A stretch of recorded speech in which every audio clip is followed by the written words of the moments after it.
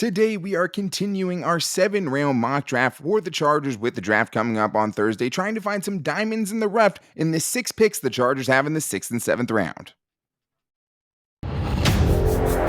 You are Locked On Chargers, your daily podcast on the Los Angeles Chargers, part of the Locked On Podcast Network, your team every day.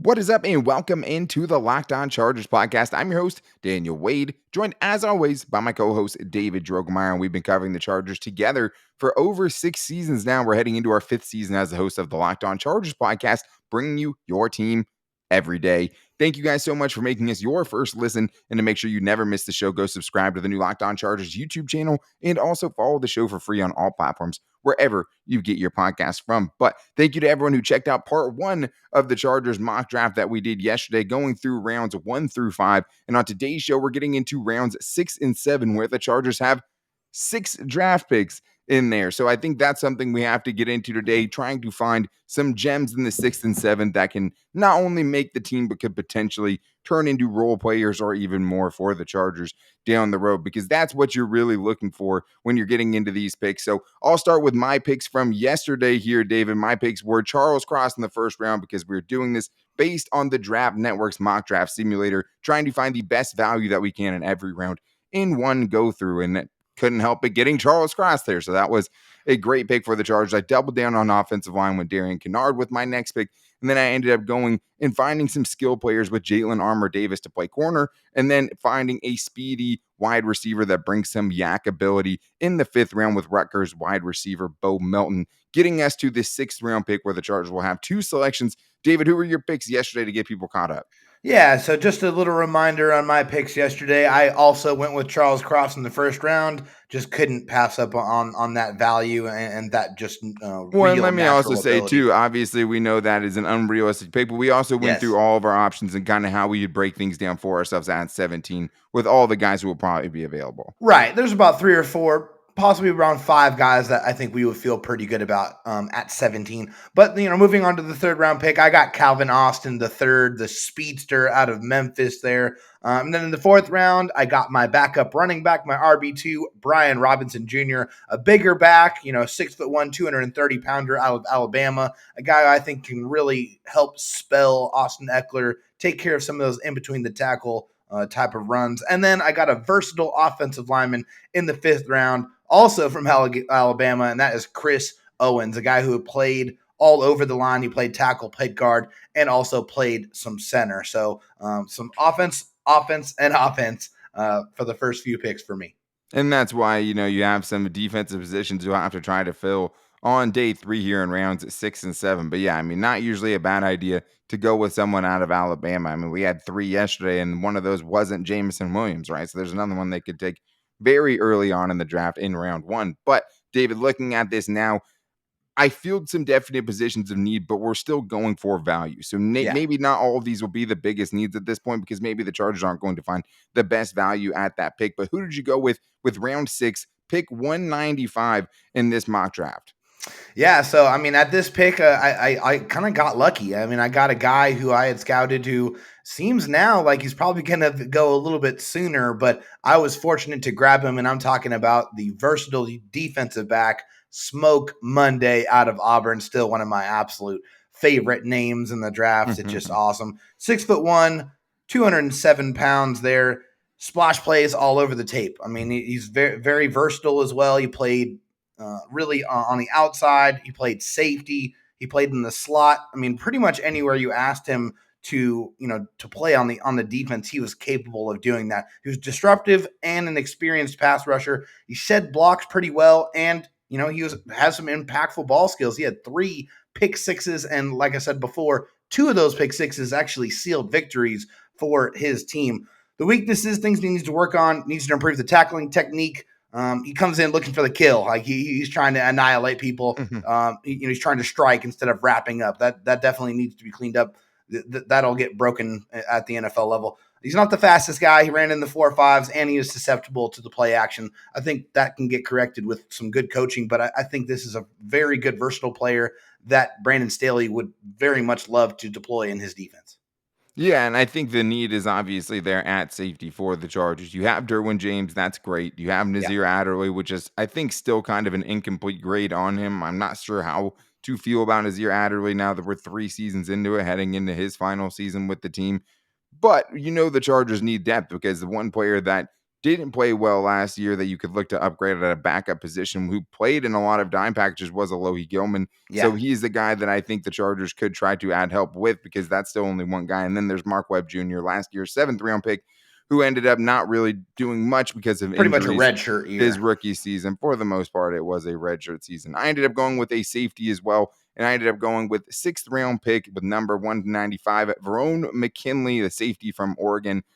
And this one is definitely interesting from the way I've drafted before, because usually I'm going for the highly athletic players, trying to find the traits, trying to find something that can potentially turn into something more. But this dude is not the case, sample for that, the case study for that, because his RAS score was 2.37. So definitely doesn't go with what I've been doing. But I think this is more of a situation where the hate went too far, David. And I think that's one thing with him is because you don't ever want to do something just purely based on testing, right? Right. But obviously the testing can be important, especially for certain positions. So to get that out of a safety is not great. But I do think going into the Chargers cover 2 system will help him a little bit, split the field in half so he doesn't have to be the most rangy guy, because he was playing a lot of single deep safety for Oregon where he was the only dude back there trying to cover a lot of ground. And he did it well. I mean, he had 11 career interceptions, including 6 last year, led college football, and 12 passes broken up in 2021. Really good ball skills. So that's kind of the trait I'm looking to take and find a role for with the Chargers, right? Being able to take the ball away, always being around the ball was something he always did. Seems like he has a good understanding of zone coverage too, when to break on things in front of him, and is a very, very willing tackler to come up, pull the trigger, and go stop the run as well, and tackling in the open field. He had a lot of good moments. But there is some, issues there as far as just the tackling technique. Left his feet too many times, found himself unbalanced, and wasn't able to make all of the tackles and had a little bit too many. But I do think that's something that can get, cleaned up. But he is a smaller player as well, 5'10", 200 pounds, average range. But again, 11 career interceptions. So that's kind of the part I'm focusing on here, trying to find some more playmaking on the back. And then maybe he just turns into a special teams guy or something like that.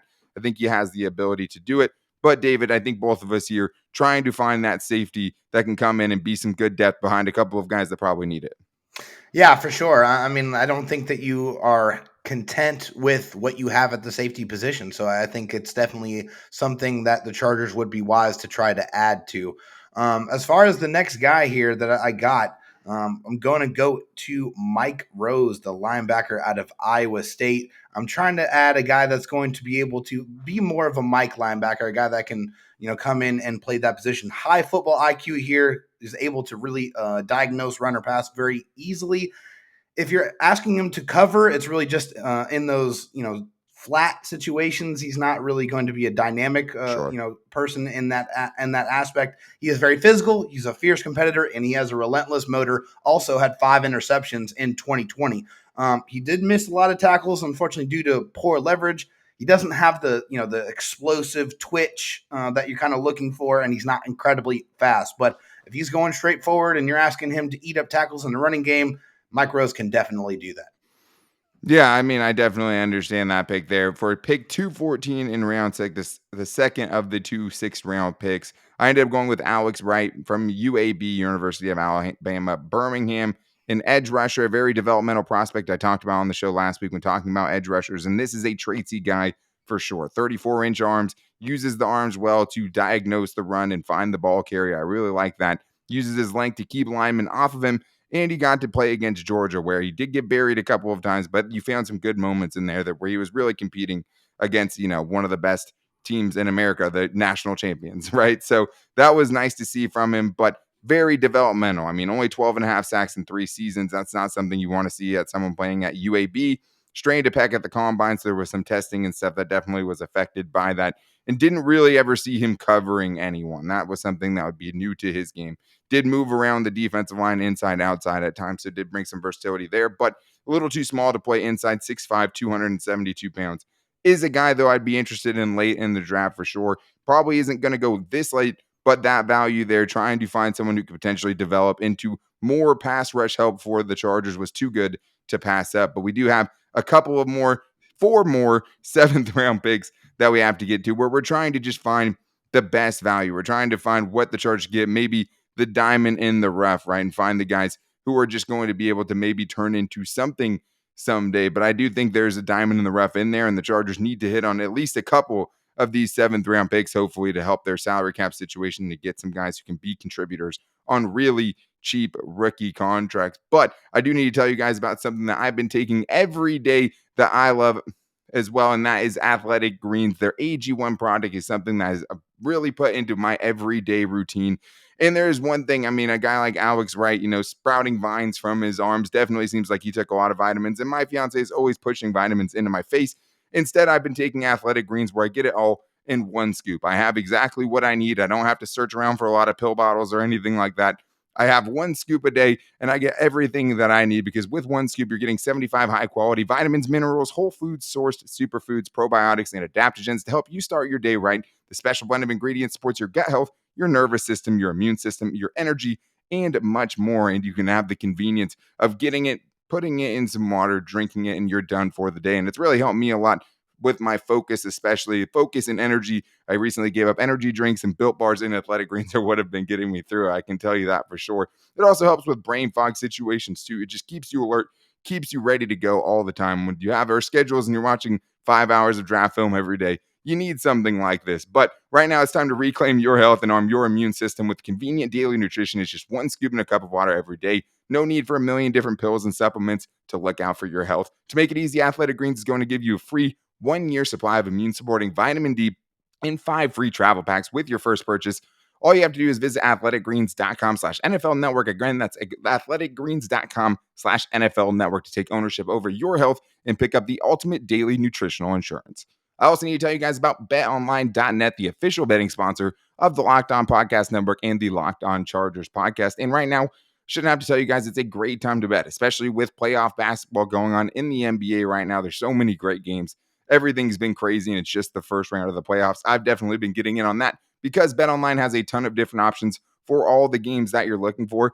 And the one thing I love about it too, live in-game betting, where I can change my fate midway through because I realized the mistake I made early on. That's something I definitely go to a lot, but it's not just basketball. Baseball season is here. You also have UFC on the weekends you could go to as well. And there's other great sports. You can even do your favorite Vegas casino games or even esports you can find at BetOnline. And that's one of the things I love, is just creative, big tournaments, a lot of fun ways to bet on things, not just like some of these other just, boring lines and things like that. But make sure you guys head to the website or use your mobile device to learn more about the trends and the action today at BetOnline, where the game starts.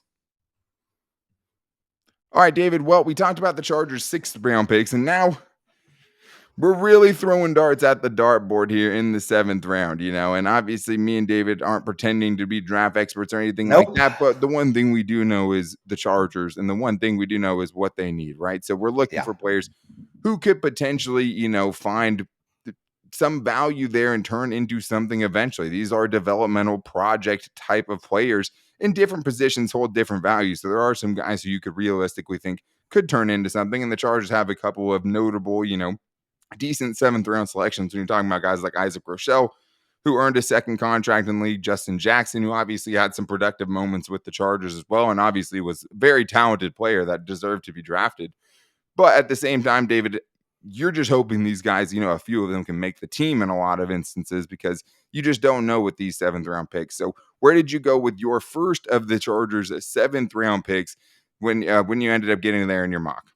Yeah, so the first pick here in the 7th round at 236 for me is going to be DJ Davidson, defensive lineman out of Arizona State. A big guy, 6'3", 330 pounds, has very good size and deceptive quickness to be able to challenge the reach blocks. He's pretty good at that. He's able to take on double teams as well, which is always something that you're going to need from, your defensive lineman. That's just something you have to get used to. Also uses his hands very well to get past blocks. So you got to be able to shed blocks if you're going to be able to be productive. Some of the things he needs to work on, needs to control the man in front of him. Sometimes, he's going to get, manhandled a little bit. needs to improve his pad level. That's something that's very prevalent, especially when we're talking about guys at this level of the draft. And he comes off blocks a little bit too late to make tackles. So, a guy here with great size, a guy that can take on double teams. I think, what you're looking for is someone who can come in and try to improve the depth of your team on the defensive line. I think DJ Davison could definitely give his best effort to try to do that.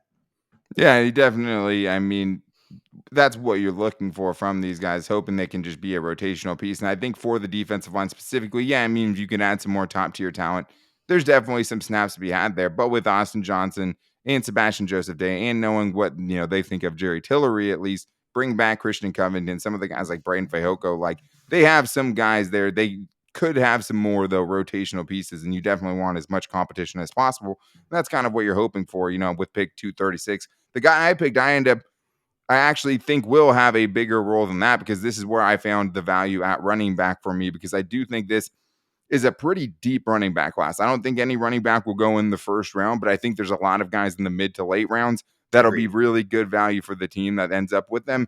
And this guy, I think, is actually, going a little bit astray from where the Chargers have gone before. Lesser athletic guys like Larry Roundtree and Joshua Kelly. My pick is Keontae Ingram, a guy that they've actually met with, the running back from USC. Also spent most of his career with the Texas Longhorns, but did transfer over to USC and had a very productive 2021 season. He had an 8.69 RAS score, so more athletic than some of those other guys. Good vision, really makes people miss. The one thing he didn't do great with the athletic score was his agility grades, but like you wouldn't know that from watching him. It's something that just doesn't match up with the tape, because this dude cuts and he leaves people in the dust. There's multiple, examples of him doing that. Just really crazy stuff where it's almost impossible to think that he graded that poorly in that specific area. But he also runs really hard. He has good leg drive, really good receiving skills that he showed off at the Shrine Bowl, where he had the little whip route in and out, where he just left a linebacker, holding his ankles basically. But this is a guy I think could come in and be a contributor for you, especially at running back, where you can find guys later on like a Justin Jackson who can come in and be a complimentary back. This dude, I think, brings a lot of what the Chargers should be looking for in a running back, just more talent at the position, and a guy I think is really getting slept on here. But we have another 7th round pick to get to in this segment, David. We're going all the way down to pick 254, the first of the Chargers compensatory picks in the 7th round. Who did you go with? Yeah, so here I found I think a pretty decent corner to add to that corner group here. That's Tariq Castro Fields out of Penn State. You got good size, 6'1", 191 pounds, and also very good speed. Ran a 4.38 40. So yeah, first thing, good size and good speed. Has that good stop and start ability, and he knows how to turn his head around, which is definitely a big thing when you're talking about corners. We've seen what that does. That definitely leads to penalties that you don't want, and they're very crippling. Had some trouble dealing with the double moves. I think that's, a vision thing that has to be kind of coached up at the next level. He's not that physical when tackling either, and he did miss some time due to injury. But I think this is an athlete here that can improve, the quality depth of your cornerback group that is very top heavy in talent. Yeah, for sure. And I think with that position specifically, like you need more guys there. And when you're talking about getting into the 7th round or something like that, if you're looking for a talented player, some of them are going to have some injury red flags, right? And there's going to be some flaws and obvious flaws in their game that have to be corrected. I think you're just hoping for the most part that your coaching can fix a lot of the things that they're missing. And also, of course, that the Chargers coaching staff and medical staff that they have now can do a good job of keeping these guys on track and not getting them too physically worn down to really, open them up to injuries at the next level, because it doesn't get any less physical, doesn't get any less fast once you get to the NFL. It gets harder to stay healthy for sure. So with this one, I actually went with the pick, another guy I talked about last week and just happened to find great value because the Draft Network does a really poor job of valuing this specific dude. And it's Percy Butler, the safety from Louisiana, who I think I'd be surprised if he ends up making it to the 7th round, but I was trying to find as much value as possible. And I think he was their 278th ranked prospect. And I just don't get it. 4.3, 640.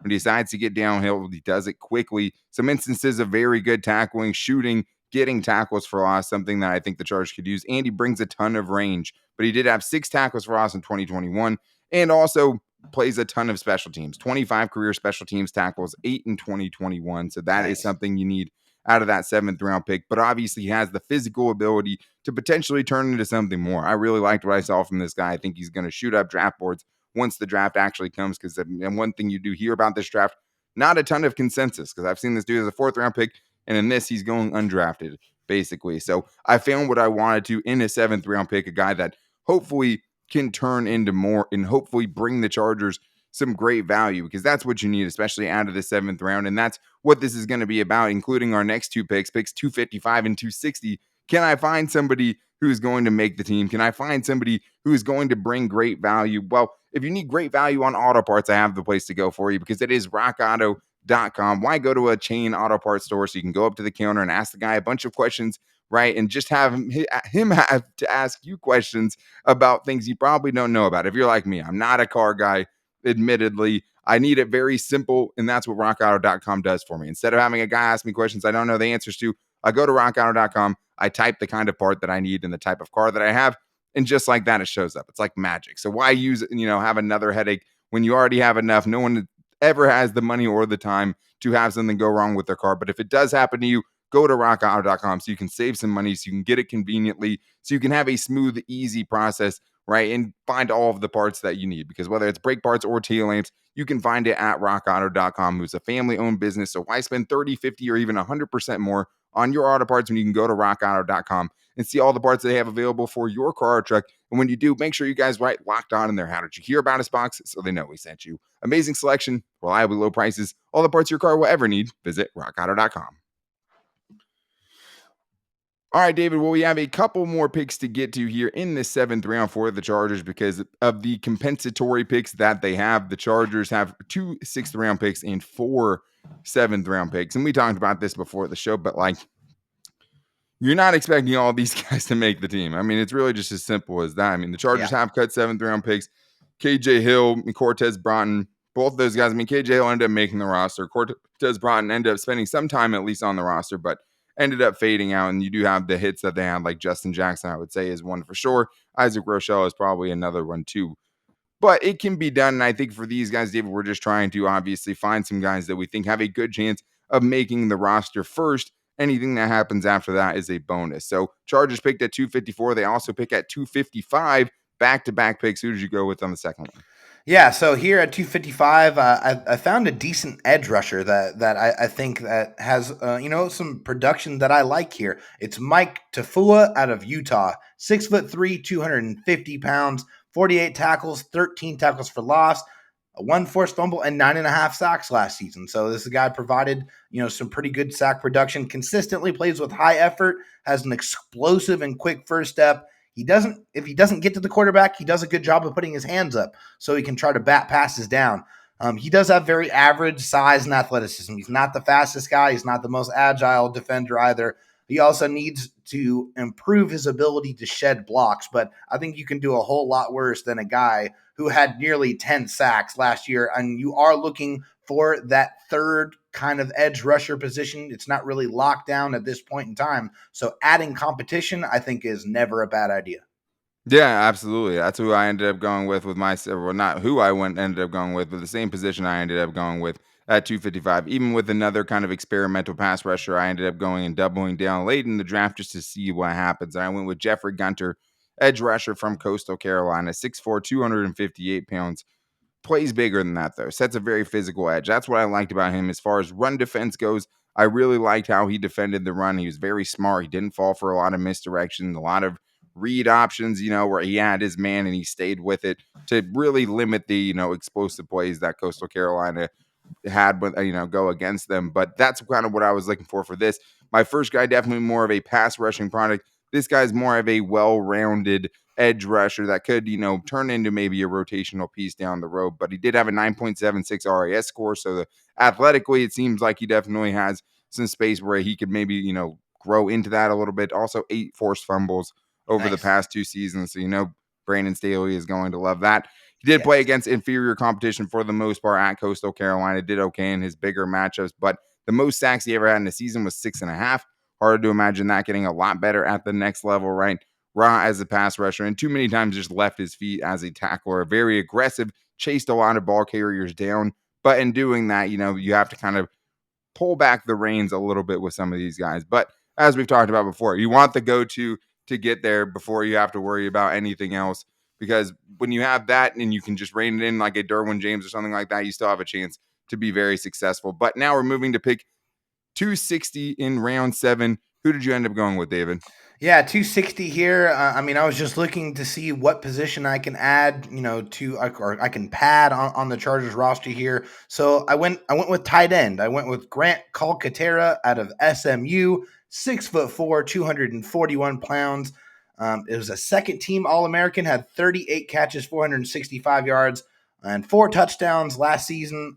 This is a guy who was a team captain, a natural leader, a decent blocker on the outsides, and I say that very specifically. Very good route runner. He's definitely snaps off his routes at the top. He has some good body control, and he has some yak ability. The red flags here: medically retired in 2019 due to excessive concussions. So he, actually shut it down. But through the pandemic and through time, he still had that burning desire to play football. So he did get medically cleared again and returned. So, I mean, obviously with the medical concerns, you have to worry about that. He's never going to be confused for a lead blocker. He just doesn't have the body type for it. And he is somewhat of a body catcher, but I think this is a guy who could be a weapon added to your tight end room. And that's all you're looking for, right? We know they need a body there. They might pick one up in the draft. I didn't end up getting one of mine just because I didn't find the value at that position, but I'm definitely not opposed to it. And I think they will happen at some point. I think they will end up taking a tight end probably to at least fill out that room or try to find one in undrafted free agency, because that's basically what these are, right? Yeah. Undrafted free agents for the most part. And the draft network doesn't even give you pick 160. So you have, or 260. So we had to just kind of go off based on who was still available there when the Chargers picked there, right? Or when the Chargers picked last at 255. I ended up going with Alec Lindstrom, who's a developmental center prospect. Chargers need a backup center, and this could be a guy I think maybe down the road, if he makes the roster, would have a chance to potentially fill that role. Not big enough, really. I mean, he's definitely an undersized guy that got bullied a little bit. What I did appreciate is just how he fought, right? The technically he was pretty good. He moved well, but even when he was getting overpowered, he still found a way to fight for the most part and complete the block. And I really like that about him. His brother was actually the 14th overall pick in 2019 to the Falcons. So he does have some, family bloodlines in the NFL. First round pick out of Boston College. He's a center at Boston College and got to play next to Zion Johnson. Dane Brugler, who does the crazy draft profiles that he does, had Zion Johnson saying that this is a guy who's going to get you in the right place and make all the IDs. So I think that is something that will be respected about him when he does come into the league, or whoever ends up taking him, and give him a shot, right? Because that's the one thing, especially if you're at the end of the roster, you got to know your stuff. You better know all the plays. You better be on top of it. You better be a good communicator. That is one of his biggest strengths. And we know Brand Staley loves that, David. I can tell you're going to say something like that. I was just going to say, you better nail all your controllables, right? If you're at the end of the draft, you want to make sure that everything that is in your control, staying in the playbook, being able to call your checks, everything in here inside the brain, that has to be on point if you're going to want to even have a chance to go out there and make a roster. Yeah, and I mean, these are the kind of scrappy guys, who end up maybe playing and turning in a productive backup role in the NFL potentially, right? And that's maybe what you're looking for, especially when you have Corey Linsley locked up, for the next 4 seasons. This is just a guy who could potentially come in, be some good depth. It's my 3rd offensive lineman I've taken so far in this mock draft, so there's definitely a theme there. I definitely am trying to get that solidified. And the whole unit was basically rebuilt last year, right? But the one thing you can't do in one season is really improve your starting in talent and really improve your depth as well. And that's what the Chargers didn't have last year, which led to, Senio Clemente getting on the field, Storm Norton having to play pretty much the entire season at right tackle. That doesn't happen unless your depth is not great. I'm trying to rebuild that, and I'm throwing a lot of darts at the dartboard to see if I can do it. But that is 10 picks, David, a full 7-round mock draft. We appreciate everyone who's checking it out, and we will be around for all of the draft coverage on Thursday. Tomorrow's show, we'll be getting into what Tom Telesco had to say going into this draft, and what he said was, all options are on the table. So we'll talk about his very interesting commentary on tomorrow's show and his thought process heading into a very, very important draft, because right now, this is the window. This is the Chargers window. They need to hit on picks in this draft, and they can't just hit on the first round pick and get nothing out of the rest of it. It is a very important draft class for Tom Telesco and for this team specifically, who really needs to build their depth and improve at a couple of different positions, because they're a contender, David, right now. Absolutely. They could really push themselves kind of into the next level, into the next tier, if they're able to really nail this draft class and get some contributors out of it. So we will be continuing to cover that. The rest of this week will be here on Thursday, the day of the draft, to get into our pre-draft show as well. And we'll be there Thursday night to react to the first round pick. And probably a bonus episode this week, David. Probably a Saturday show for you guys after day 2 of the draft. It might only be one pick, but we will be here to talk about it with you guys, have a little bonus content for you with our reaction to that pick, and then come back on Monday with the 6th and 7th round picks, 4th, 5th, and, day 3 picks then. But to make sure you guys don't miss it, subscribe to the Locked On Chargers YouTube channel and follow the show for free on all platforms wherever you get your podcast from. And you can also find the show on Twitter at LockedOnLAC. And you can also find us on Twitter at, for me, Dan Talk Sports, and for David Droegemeier, Dro Talk SD. You can also find the show on all of our different social media. We post the show to it every day. You can find our Locked On Chargers Facebook page and our at Locked On Chargers Instagram page. Well, David, this was a fun, very tiring draft process. We watched a ton of guys and a ton of film. And we hope you guys enjoyed the draft experience. And we're so excited to see what ends up unfolding on Thursday night when things kick off. But until then, guys, take it easy and go Bolts.